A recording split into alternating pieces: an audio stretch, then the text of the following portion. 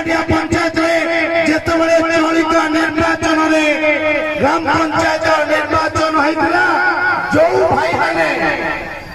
ଭାଇମାନେ ସରକାରୀ ଦଳର ଭାଇମାନେ କ୍ଷମତାକୁ ଆସିଲେ ସେଇମାନେ କଣ କଲେ ନା ବିଗତ ଦିନରେ ଯୋଉମାନେ ଥିଲେ ସରକାରରେ ଏ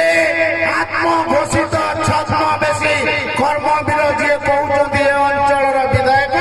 ତାଙ୍କୁ ଛତ୍ର ଛାୟା ତଳେ ଯୋଉମାନେ ଦୁର୍ନୀତିରେ ଉବୁଟୁ ରହୁଥିଲେ ସେ ଦୁର୍ନୀତିକୁ ବିରୋଧ କରି ଯେତେବେଳେ ପଞ୍ଚାୟତବାସୀ ତାଙ୍କୁ ନିର୍ବାଚନ